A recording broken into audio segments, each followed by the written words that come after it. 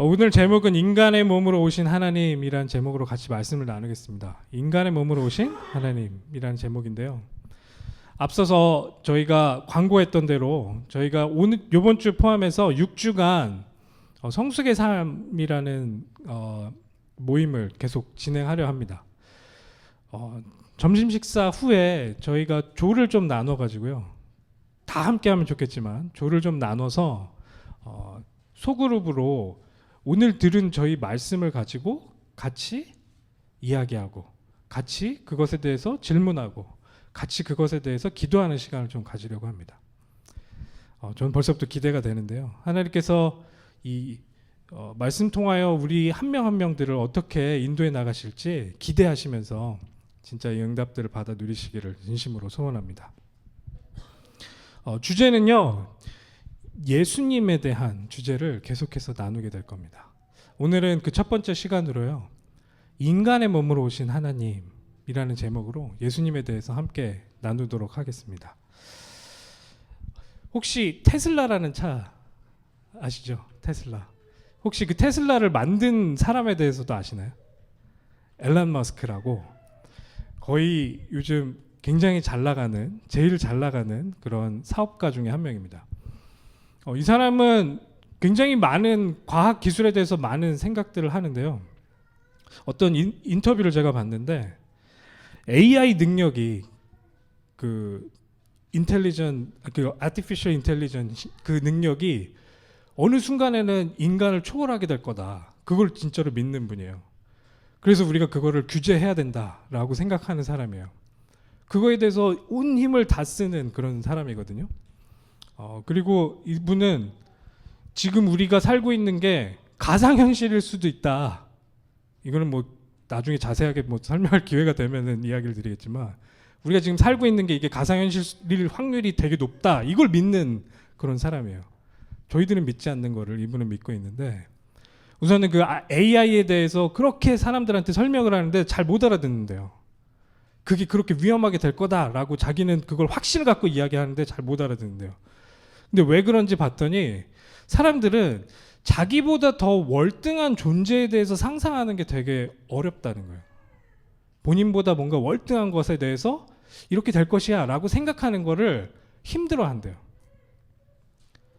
그러니까 저는 여기에서 AI가 뭐 중요하다 뭐 이런 이야기가 아니고 이 사람이 한 얘기 중에 우리가 좀 집중해야 될 것들이 저희들도 하나님에 대해서 상상하고 생각을 할 때 어려움을 많이 느끼는구나 라는 생각을 하게 됐습니다.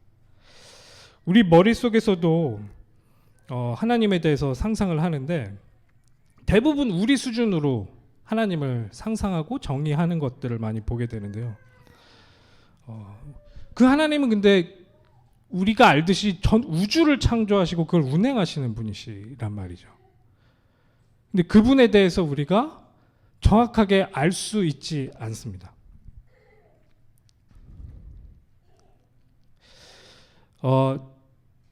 그 생각에 다다르지 못하고 계속해서 하나님에 대한 오해를 우리가 갖고 있는데 그 하나님께서는 스스로에 대해서 우리들에게 말씀이라는 걸 통해서 계시를 하시는 거죠. 우리 스스로가 하나님에 대해서 알 수 없으니까 하나님께서 우리들에게 하나님에 대해서 알려주시는 겁니다. 이렇게 이 성경을 통해서 하나님에 대해서 이렇게 생각을 하다 보니까 성경에서 말하고 있는 그 하나님에 대해서 좀 약간 정리를 하게 되죠. 그렇게 정리를 하게 되는데 이 모든 것에 기원이 된다. 모든 것에 이 원인을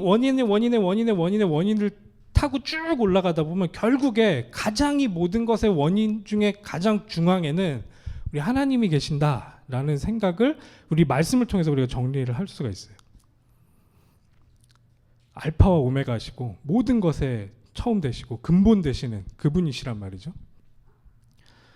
그러면 지금 저희들은 믿고 있어요. 이 광활한 우주가 하나님께서 만드셨고 창조하셨다라는 걸 우리는 알고 있는데 밖에 분들 같은 경우에 특히나 이제 그런 과학자들 같은 경우에는 아니다. 우주는 스스로 존재한다. 이렇게 이야기하고 거의 우주를 신처럼 이렇게 생각하면서 우주를 믿는 듯이 행동하는 분들이 많이 있죠. 근데 그 우주 자체도 물질적인 것이기 때문에 결국에는 그 우주도 원인이 필요하다. 근데 그 원인이 누구냐? 하나님이다. 우리가 그분들한테 이렇게 설명할 수 있는 거죠. 성경에서 말하고 있는 이 하나님은 그 우주 바깥에서 그 우주 전체를 다 만드시고 그걸 운행하시는 그런 존재다라는 것을 설명하고 있고, 그 하나님을 우리는 지금 대면하고 있는 겁니다. 상상이 많이 안 되시죠? 지금 밖에 그분들은 어떻게 생각을 하고 있고 저희가 어떻게 설명을 하는지 제가 짧은 영상을 하나 좀 준비를 했는데, 영국의 굉장히 저명한 그런 진화 생물학자세요. 이 지금 패널로 나오시는 분 중에 한 분이 그 왕립 그 과학원에 소속돼 있는 아주 저명하시고 유명한 그런 분이신데, 미국의 변증학 하시는 분, 지금 바이올라 대학교에서 명예 교수로 계시는 윌리엄 크레그 교수님이라는 분이 그분과 대화를 하면서 그분이 안 믿어지는 그 부분을 어떻게 성경적으로 설명하는지 한번 좀 준비를 해봤습니다. 지금 머리가 희끗희끗하신 분이 영국의 그 과학자고요. 지금 이쪽에 앉아 계시는 분이 저희 변증학자죠. But the cause hasn't got to be God. Well, remember I gave an argument for thinking that this cause is timeless, spaceless, immaterial, enormously powerful, and personal. I think it's a computer. Well, that wouldn't. Computers are designed by people. No, this is a self-designing computer. Timeless. Timeless. Well, that's a contradiction in terms. Why is it time? What's contradictory about it? A computer has to function. It takes. Oh no, this is a special computer. Yeah, but it has to be logically coherent. Oh, it's logically coherent. Yes, you have to be logically. Oh no, this computer is amazing. No, besides, it would have to be, as I said, a personal being. No. And a computer is a physical. Not this computer. Object. Oh no. Okay, see, what you're doing is you're actually, what you're calling a computer is really God. A non-physical,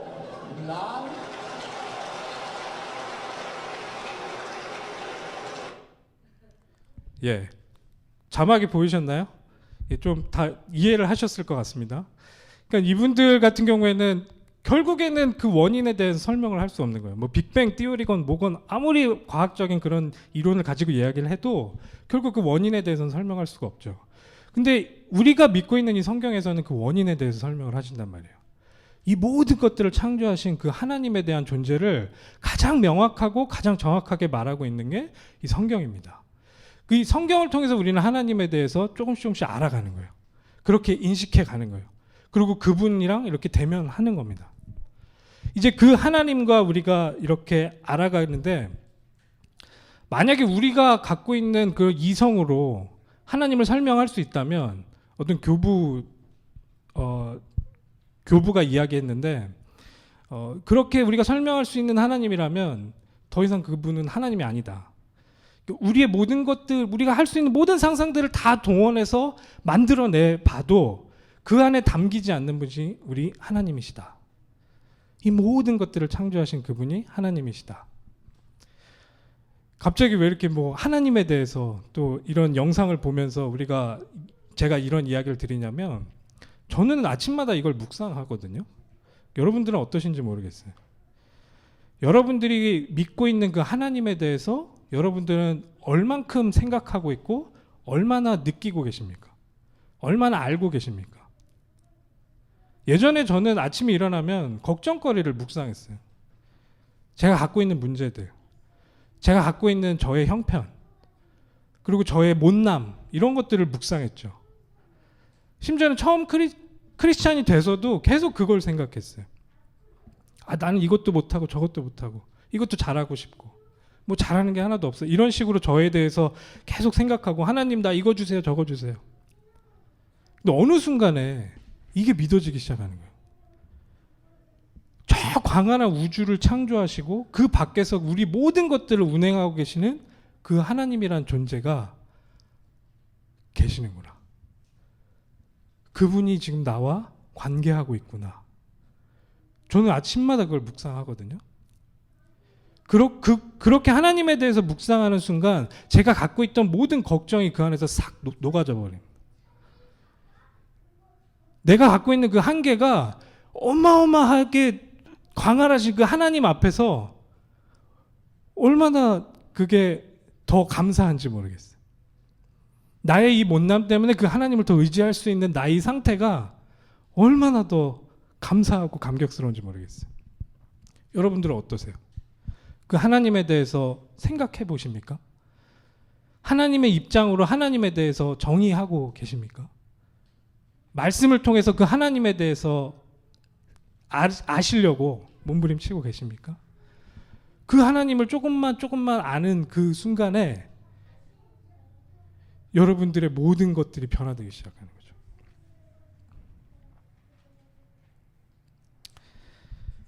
그 하나님의 광활함, 우리가 어떻게 감히 상상조차 할 수 없는 그 존재,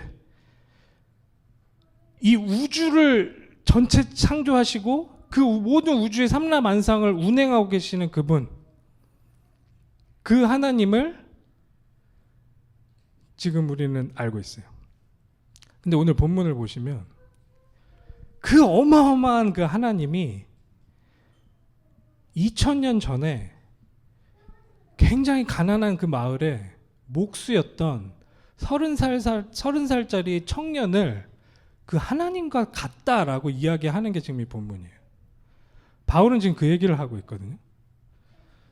이게 우리는 계속 신앙생활을 하다 보니까 자연스럽게 받아들여지는 경향이 있어요. 근데 이 말이 얼마나 혁명적인 이야기고 얼마나 말도 안 되는 이야기인지 오늘 한번 좀 생각해 보셨으면 좋겠어요. 구약에서 이야기하고 있는 이 하나님은요, 지금 계속 제가 말씀드리는 것 이상의 분이시라니까요. 우리가 여기 있는 모든 지혜를 다 총동원해도 담기지 않는 그분이 그 하나님이시라니까요. 근데 그분이 그 30살짜리 청년과 동등되다라고 이야기하고 있는 거예요, 지금 이 성경은. 이게 믿어지십니까? 여러분들은 그 하나님에 대해서, 그리고 지금 이 바울이 이야기하고 있는 그 하나님과 같다라고 이야기하고 있는 예수님에 대해서 어떻게 생각하고 계시냐는 거예요. 오늘 그것만 생각해도 좋습니다. 제가 카톡방에 이따가 같이 나눌 4가지 정도의 질문을 올렸는데요. 첫 번째는 하나님에 대해서 생각해 보는 겁니다. 내가 지금 알고 있는 하나님, 내가 지금 인식하고 있는 하나님의 그림이 정말 성경적으로, 왜냐하면 나 스스로는 하나님에 대해서 그릴 수가 없으니까 성경에서 말하고 있는 대로 그 하나님에 대해서 하나하나 내가 그림을 잘 그려가고 있는지, 그리고 지금 이 본문에서 이야기하는 대로 예수님은 하나님과 동등되다라는 이 말이 과연 어떤 의미인지, 그게 지금 나한테는 어떤 의미인지. 좀 비슷한 질문이기도 한데요. 하나님이 성육신하신 사건의 의미가 도대체 무엇인지, 굳이 왜 그렇게 하셨어야만 하는지, 오늘 좀 이것에 대해서 조금 더 나누겠지만, 나눈 그 이야기를 가지고 우리가 소그룹으로 같이 이야기를 해보는 거예요. 말씀을 중심으로 해서. 그런 이런 예수님과 관계를 맺는다는 것은 나에게 어떤 의미인지, 하나님이 그렇게 대단하신 분이야. 근데 그게 나랑 무슨 관계냐는 거예요. 하나님이 어마어마하신 분이야. 근데 그분이 예수님이랑 동등하셔. 같은 분이야. 근데 그게 나랑 무슨 의미예요? 이게 2000년 전에는 받아들이기 쉬운 이야기였을까요? 아니라니까요. 그때는 어떻게 보면 더 힘든 이야기일 수 있어요. 정치적으로 아니면 종교적으로 이 말을 했을 때는 당장에 자기 밥벌이가 끊기고 목숨이 위태위태한 그런 상황에서도 지금 이 바울은 빌립보 교회 성도들에게 이렇게 이야기하고 있는 거예요. 그리고 그걸 가지고 우리들의 정체성을 거기서 찾는 거예요. 빌립보서는 전체 내용이 우리가 읽었었던 이 본문을 중심으로 해서 이게 어떻게 응답으로, 어떻게 우리 삶 가운데 적용될 수 있는지를 보여줍니다. 근데 지금 여기서 보여진 이 바울의 진술은 빌립보서뿐만이 아니고 성경 전체를 관통하고 아우르고 있습니다. 전 우주를 창조하신 그 하나님이 예수님과 동등되시다. 같다. 근데 그 예수님이 그걸 포기하시고 자기를 제한하셨다. 그리고 십자가를 지셨다. 그런데 하나님께서 그분을 영화롭게 부활로 올리셨다. 우리는 그분을 따라가는 크리스찬이다. 그리스도인이다. 이게 우리의 정체성이다. 지금 성경에서는 그 이야기를 하고 있다라는 거죠. 내가 지금 마주하고 있는 모든 그런 문제들이 나를 정의하는 게 아니고 나를 위해서 지금 그 하나님의 권능과 하나님의 영광을 제한하고 찾아오신 그분의 그 사역으로 내가 정의되는 거란 말이죠. 그 이야기를 하자는 거예요. 이 본문을 보시면서 그 부분을 오늘은 한번 직접 생각해 보시고 아, 그런 존재구나 내가. 다시 한번 우리 삶 가운데서 그걸 회복하자는 거죠.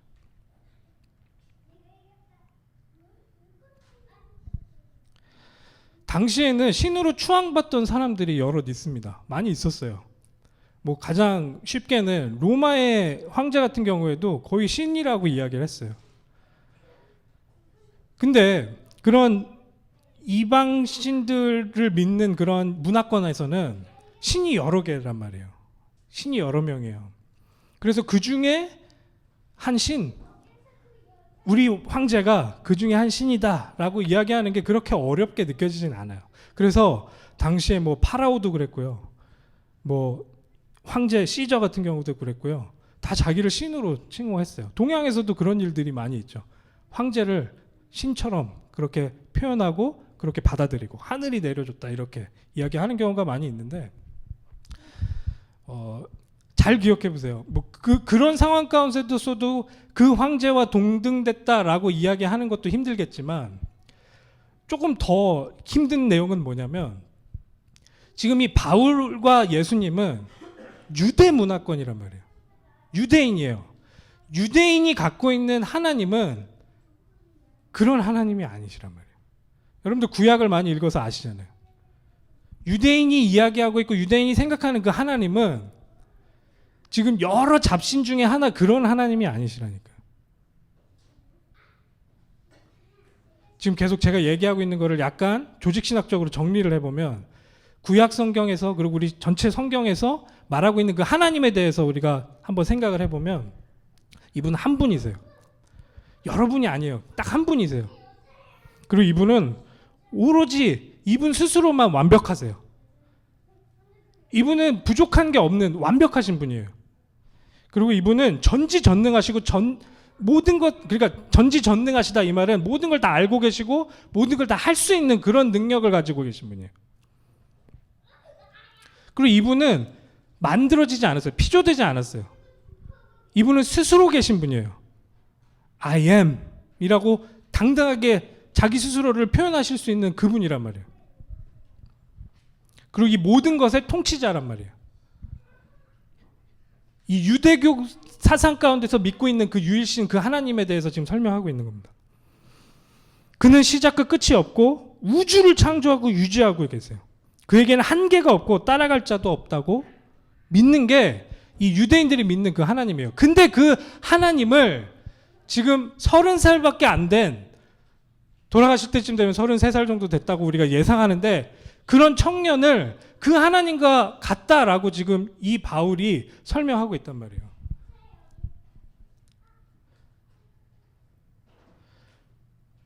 우선 여러분들 가운데 성경을 통해 하나님이 얼마나 위대하고 강한 존재인지에 대해서 조금씩 아셔야 된다. 그게 첫 번째. 두 번째, 지금 여기에서 이야기하고 있는 그 하나님과 원래는 같았었던 같은 존재로서 예수님이 선재하셨다라는 걸 지금 이 본문을 통해서 우리가 읽고 있습니다.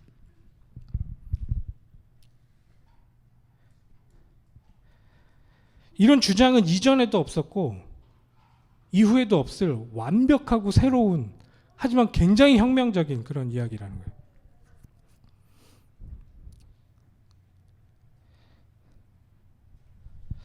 그러면 이 바울이 지금 이 예수님에 대해서 그렇게 설명을 하고 있는데 그러면 그게 어디서 근거해서 이런 이야기를 하고 있냐? 바울이 이야기하고 있는 예수님에 대한 존재가 어디서 시작됐냐? 바로 예수님 스스로의 입에서부터 시작됐다는 거예요. 본인 스스로가 이렇게 설명을 하는 거예요. 내가 하나님과 동등되다. 성경을 한번 보겠습니다.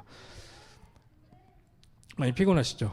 예. 성경을 한번 같이 읽으시면서 우리 내용에 좀 더 집중해 보면 좋겠습니다. 요한복음 10장 30절에 보면 요한복음 10장 30절 예수님이 직접 본인에 대해서 설명하고 있는 내용이에요. 요한복음 10장 30절 우리 다 같이 한번 한 목소리로 읽겠습니다. 시작. 나와 아버지는 하나이다. 다시 한번 읽죠. 시작. 나와 아버지는 하나이다. 30살짜리 청년이 자기 입에서 지금 나온 말이에요. 이게 나와 하나님은 하나이다. 하나 더 보죠. 요한복음 14장 7절입니다. 요한복음 14장 7절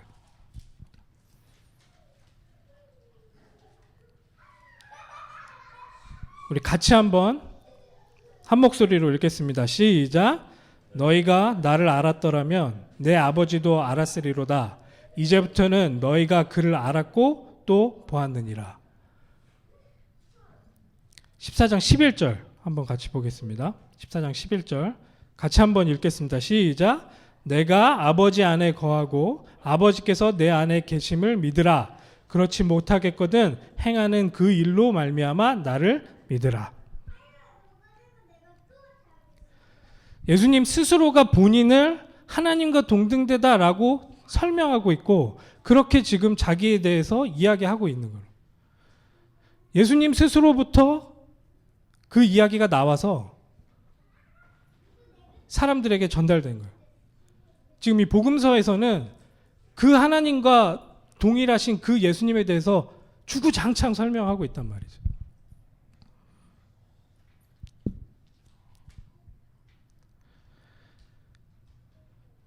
지금 이 예수님께서 스스로를 그렇게 이야기하셨다. 그러니 이 당시에 십자가에 못 박혀 죽을 수밖에 없는 거죠. 종교적으로는 이걸 받아들일 수가 없고 정치적으로도 이걸 받아들일 수 없고 결국엔 죽을 수밖에 없는 거죠. 근데 그 안에 또한 하나님의 계획이 숨겨져 있는 거죠. 그렇게 하나님의 아들로서 죽어야만 우리 인류의 모든 죄를 해결할 수 있다라는 하나님의 아주 완벽한 방법이 그 안에서 성취되는 것들을 우리가 성경을 통해서 계속 확인합니다. 바울은 처음에 이 예수님에 대한 소식을 들었어요. 바울은 처음에 예수님에 대한 소식을 들었는데 지금처럼 이렇게 처음부터 얘기한 게 아니에요. 이 바울은 예수님에 대해서 이거 정신병자다. 큰일 났다. 우리 유대인들을 지금 무너뜨리는 그런 이상한 사람이 나타났다. 라고 생각해서 굉장히 걱정하기 시작했어요. 근데 그 사람이 죽었다는 소식이 들리고 이제 그 사람을 추종하는 사람들 계속해서 그 예수에 대해서 이야기하고 다니는 그 사람들을 찾아다니면서 말리고 찾아다니면서 그 사람들을 막 감옥에 보내고 굉장히 핍박하는 사람이 된 거예요. 안 믿어지니까. 그리고 그 사실 자체가 받아들여질 수가 없으니까. 당시에 우리였어도 쉽지 않은 이야기일 수 있습니다. 그냥 우리 저 김진 집사 같은 저런 분이 나타나서 자기가 하나님이라고 이야기한다면 받아들일 수 있겠냐는 거예요. 근데 뭔가 하는 행동들을 보면 있는 것 같긴 한데 그래도 그걸 선뜻 받아들일 수가 있지 않는 거란 말이죠. 근데 바울이 변화되는 시기가 있어요. 완전히 뒤바뀌는 시기가 있어요. 여러분 다 아시죠? 담메색 도상에서 그렇게 말하고 다녔던 예수가 죽었다가 다시 자기가 얘기한 대로 살아나는 기적을 직접 목도한 거예요. 그걸 우리는 부활이라고 그러죠. 부활을 경험하고 나서부터는 이분이 했던 이야기가 사실이구나. 이걸 받아들이기 시작합니다. 아, 이분이 진짜 하나님의 아들, 하나님이시구나. 이걸 받아들이기 시작해요. 그러면서 이분의 인생이 완전히 뒤집히기 시작합니다. 바울이. 그 바울의 간증이 지금 오늘 실려 있는 이 빌립보서 2장의 내용이란 말이죠. 그러면 그 부활하신 예수님을 만났을 때 바울은 누구를 대면한 거예요, 지금? 하나님을 대면한 거예요. 저는 그 결혼한 지 이제 한 10년 차 돼가는 것 같습니다. 시간이 진짜 휙 지나갔어요. 비웃으시는데 10년 정도 되네. 이 정도 가지고 뭘 그러냐 하시는데 근데 저는 저희 와이프, 제 강보의 사모를 만나고 제 인생이 한 100배는 변화됐어요. 어마어마하게 변화됐어요. 이 와이프와의 만남, 그리고 같이 이렇게 결혼 생활을 하면서 더 인간다워지는 그 모습이 어마어마하게 많아지기 시작했어요. 하물며 이런 인간적인 만남 하나만 제대로 만나줘도 이렇게 사람이 변해요. 근데 지금 이 바울 같은 경우에 하나님을 만난 거예요, 지금. 하나님을 지금 체험하고 있는 거예요, 지금. 그 하나님이 지금 인간의 몸으로 이 땅에 오셔서 지금 바울 앞에 서 있는 거예요. 그분이 하나님이라는 증거로 부활해서 그 앞에 서 있는 거예요. 그분을 만났어요. 변화될 수밖에 없죠. 거기서부터 모든 게 다시 시작되는 거예요. 바울의 인생이.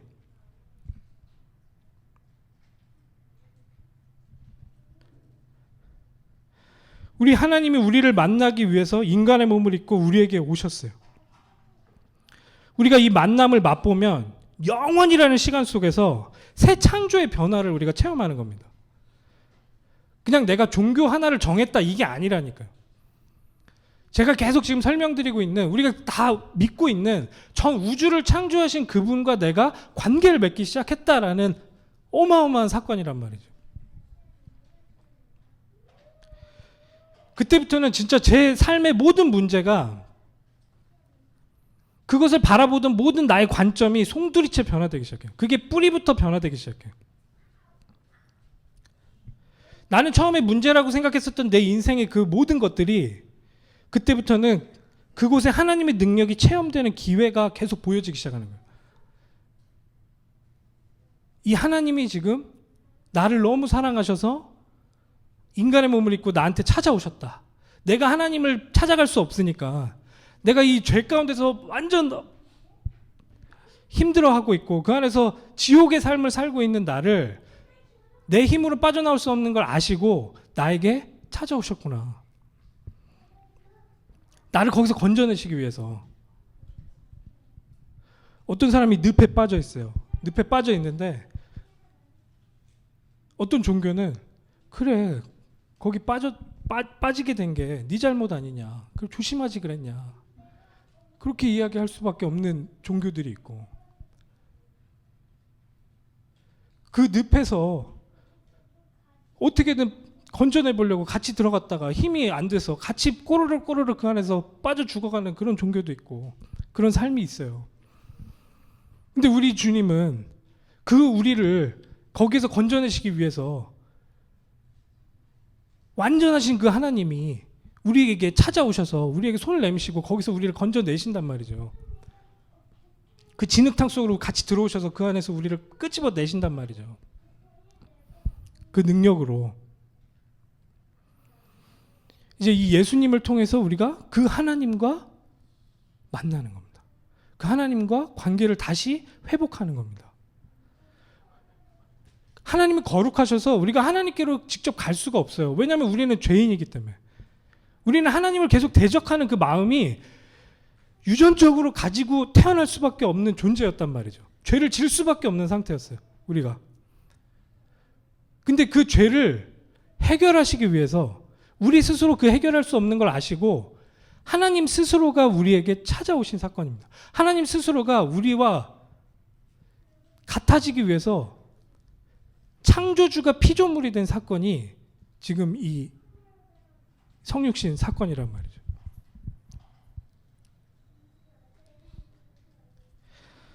저는 이거를 진짜 저 인생 가운데서는 이걸 정말 맛보기 시작하고 제 인생이 계속 변화되는 걸 맛보고 있어요.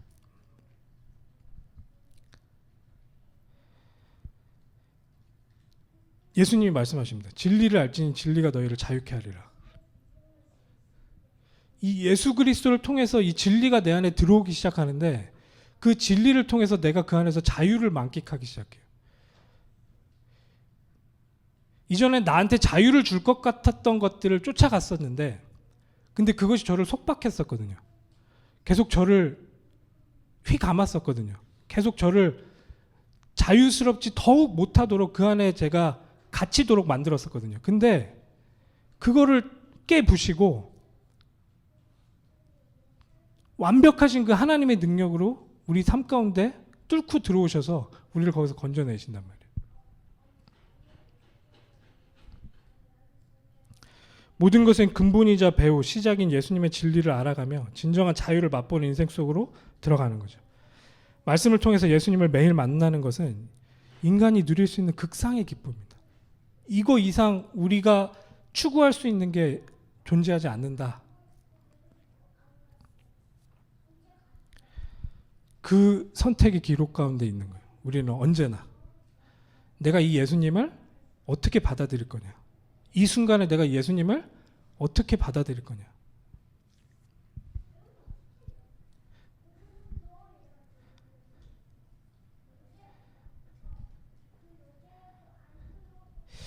예수님이 직접 오셔야 되는 이유를 이번 주 포함해서 이제 6주간 계속해서 또 다른 본문들을 봐가면서 더 자세하게 이제 설명을 해 나갈 건데요. 오늘은 조금 간략하게 생각을 해보면 하나님께서는 완전히 길을 잃고 죄에 빠진 우리를 위해서 자신을 제한하고 인간으로 우리를 찾아오셨어요. 자기를 비워서 종의 형체를 가져 사람이 되셨어요. 그렇게 말씀하고 계세요. 하늘 보좌의 영광을 뒤로하고 우리 같은 죄인을 위해서 이 땅에 오셔서 우리를 건져내시기 위해서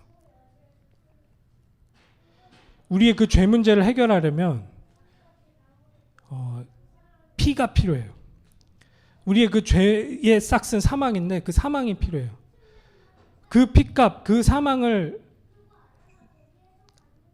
해결하기 위해서는 직접 창조주가 피조물이 돼서 그 사건을, 십자가 사건을 경험해야지만 우리가 그 안에서 하나님께 받아들여질 수 있는, 하나님께서 거룩하다라고 이야기할 수 있는 존재가 되기에 그 일을 선택하셨단 말이에요. 그럴 이유가 없는데. 낮은 곳에서 위로 올라가는 건 많이 접해요. 하나하나 이렇게 차근차근 올라가는 건 많이 접하는데 이렇게 가장 높은 곳에서 이 낮은 곳으로 내려오고 포기하는 것은 저는 이 성경의 이 사건밖에는, 예수님의 이 성육신 사건밖에는 보질 못했어요. 많은 설교자들이 이 사건을 좀 생각해 보기 위해서 우리 고등한 이런 인간이란 존재가 저런 동물들을 너무 사랑해서 내가 동물이 되는 것에 대해서 한번 상상해 보시라. 아니면 이런 우리 인간 같은 이런 고등한 존재가 저 벌레 하나를 살리기 위해서 그 벌레가 돼서 그 벌레를 위해서 죽는 걸 한번 상상해 보시라. 이런 이야기를 하는데 그것도 담기지가 않아요. 그래 봤자 피조물에서 피조물이에요. 근데 아까 제가 계속 초반부터 설명하고 있는 이 전 우주를 창조하신 그분의 영광과 권능이 우리를 살리기 위한 그 사랑 때문에 그 모든 권능을 제한하고 우리들한테 찾아오신 사건이 이 성육신 사건, 예수님의 사건이란 말이에요. 그분이 그냥 죽은 것도 아니에요. 십자가에서 돌아가셨어요. 인간이 만들어낼 수 있는 가장 잔혹하고 가장 힘든 형벌인 십자가를 통해서 죽었단 말이에요. 그렇게 우리를 건져내시기 위해서 그 일을 마다하지 않으셨단 말이에요. 그 일을 하셨단 말이에요.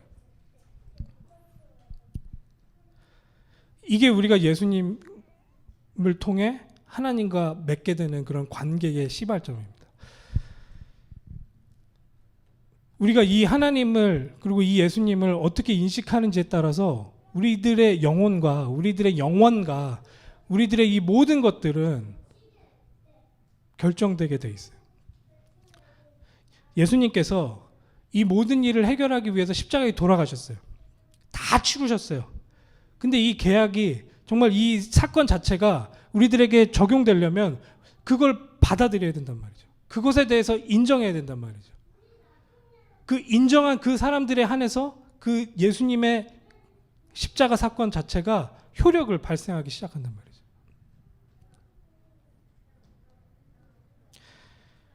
우리들의 삶 가운데 불쑥 찾아오신 예수님에 대해서 이 말씀을 통해서 계속 묵상하셨으면 좋겠습니다.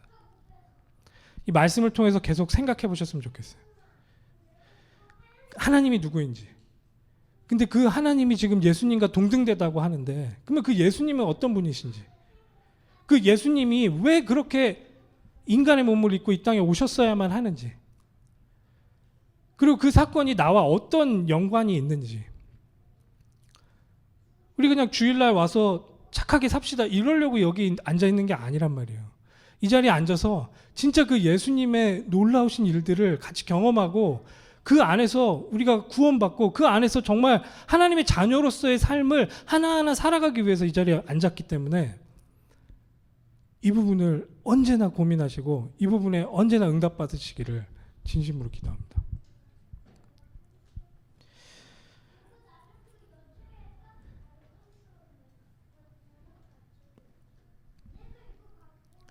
제가 본문을 읽고 오늘 마무리하도록 하겠습니다. 다시 한번 읽을게요. 빌립보서 2장 5절에서 11절. 너희 안에 이 마음을 품으라. 곧 그리스도 예수의 마음이니 그는 근본 하나님의 본체시나 하나님과 동등됨을 취할 것으로 여기지 아니하시고 오히려 자기를 비워 종의 형체를 가지사 사람들과 같이 되셨고 사람의 모양으로 나타나사 자기를 낮추시고 죽기까지 복종하셨으니 곧 십자가에 죽으심이라. 이러므로 하나님이 그를 지극히 높여 모든 이름 위에 뛰어난 이름을 주사 하늘에 있는 자들과 땅에 있는 자들과 땅 아래에 있는 자들로 모든 무릎을 예수의 이름에 꿇게 하시고 모든 입으로 예수 그리스도를 주라 시인하여 하나님 아버지께 영광을 돌리게 하셨느니라. 아멘. 제가 기도하겠습니다.